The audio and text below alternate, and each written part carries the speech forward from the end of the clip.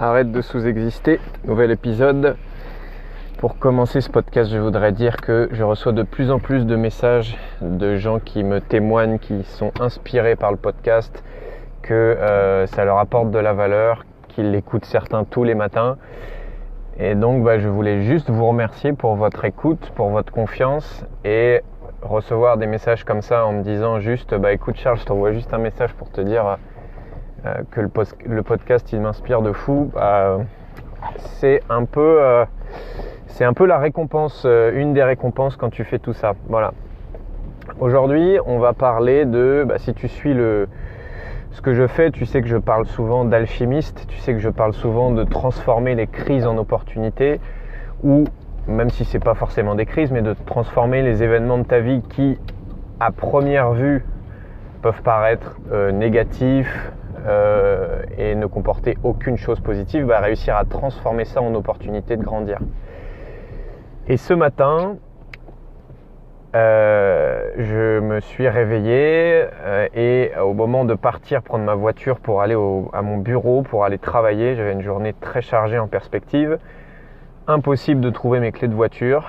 Je cherche pendant 5, 10, 15, 20, 25 minutes. Je fais toutes les pièces de la maison, une fois, deux fois, trois fois. Impossible de trouver mes clés. Alors j'appelle ma compagne. Je déteste ce mot, mais je ne sais pas quoi dire. Donc je dis ma compagne. Et je lui ai dit est-ce que tu n'as pas vu mes clés? Elle me dit je suis désolé, c'est moi qui ai tes clés. Et elle n'était plus là, donc impossible de récupérer mes clés. Mon bureau est assez loin de là où j'habite, donc le bus c'est compliqué et journée très chargée en perspective, donc voilà.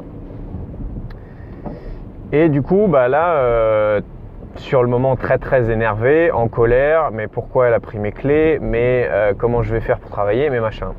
Et ce que je veux te dire, c'est qu'à partir de ce moment-là, j'avais deux solutions. La première, c'était de rager envers l'extérieur, envers elle, d'être en colère contre elle, de me dire mais pourquoi ça m'arrive à moi, mais vraiment, elle aurait dû faire ci, faire ça, mais comment ça se fait qu'elle a pris mes clés, etc., etc.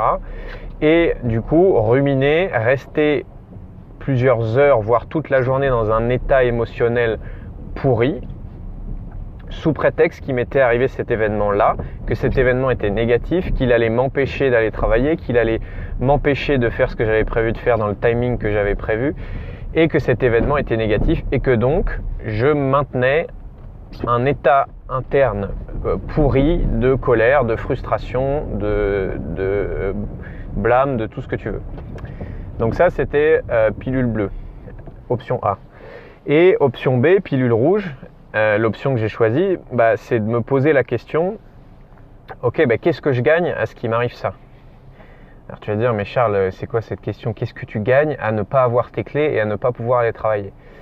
Oui, parce que comme la qualité de ta vie est basée sur la qualité des questions que tu te poses au quotidien, si tu te poses la question pourquoi ça m'arrive à moi, j'ai déjà parlé de ça dans un dernier podcast, ou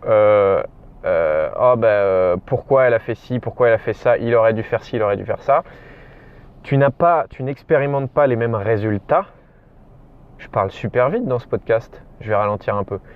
Tu n'as pas les mêmes résultats que lorsque tu te poses la question qu'est-ce que je gagne, quels sont les avantages pour moi à vivre cette situation. Et quand je me suis posé la question, je me suis dit ça va me permettre de prendre le bus, et j'adore prendre le bus, je le prends quasiment plus jamais, j'adore observer les gens dans le bus, donc ça va me permettre de prendre le bus pour aller à mon travail. Ça va me permettre de passer devant la cathédrale de ma ville que je vois jamais et que j'adore regarder. Ça va me permettre aussi de m'entraîner à manager mes émotions et à pas rester dans un état émotionnel pourri, et du coup si j'arrive à faire ça, après ça je serai encore meilleur dans le fait de transformer les crises en opportunités. Et ça va me permettre et voilà, j'ai trouvé 5, 6, 7, 8 réponses à ça. Et forcément, mon état émotionnel s'est transformé et j'ai pu, donc d'une part, vivre des émotions qui étaient beaucoup moins limitantes. Et en plus, ça m'a permis de poser des actions ensuite radicalement différentes de si je m'étais plaint de l'extérieur et si je m'étais concentré sur ce qui n'allait pas. Parce que si j'avais fait ça, très certainement je serais resté à ruminer, je ne serais peut-être pas passé à l'action, Je me serais peut-être énervé contre d'autres personnes au fur et à mesure de la journée. Je me serais dit, oh bah allez, fuck, je travaille pas, et puis voilà. Et les actions que j'ai posées là finalement, ça a été prendre le bus, en profiter dans le bus pour écouter un podcast que sûrement je n'aurais pas écouté si je n'avais pas eu cet événement-là. Donc ça, c'est un des avantages de vivre cet événement on m'a pris mes clés et je peux pas aller au travail, en tout cas pas en voiture. Ça m'a permis du coup encore une fois d'améliorer ma capacité à transformer la crise en opportunité, et tout ça part d'un choix au départ de comment je décide de vivre la chose. Tu es responsable de la manière dont tu vis les choses.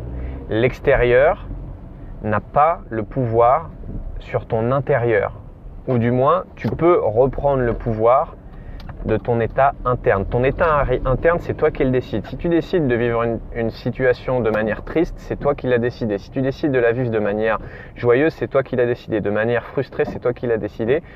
Tout ça, ton état interne est une somme de décisions, conscientes ou inconscientes bien sûr, mais une décision inconsciente, c'est une décision. Et tout ça, c'est toi qui le décides.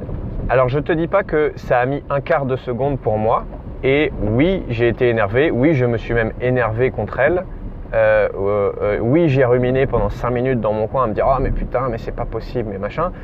Et oui, pendant, je dirais, 25 minutes, j'étais dans un état émotionnel pas top, de frustration, de colère, etc., etc. Mais au bout de 20 minutes, en me posant les questions qu'il fallait, j'ai réussi à transformer tout ça. Et plus tu vas muscler ta capacité à transformer les crises ou les obstacles en opportunités de croissance, plus ta vie va changer. C'est un muscle à développer. Plus tu vas le faire et plus le temps entre l'événement et ta transformation de tes perceptions va être court, plus ta vie va être épanouissante. Et la sagesse, c'est quoi? C'est de réussir à voir la crise et l'opportunité en même temps. Ça, c'est quand tu as vraiment atteint, et je ne dis pas que je l'ai atteint, puisque je n'ai pas du tout le temps cette capacité à voir les deux en même temps, mais la sagesse, c'est quand tu arrives à voir à la fois le positif, à la fois le négatif, à la fois la crise et l'opportunité.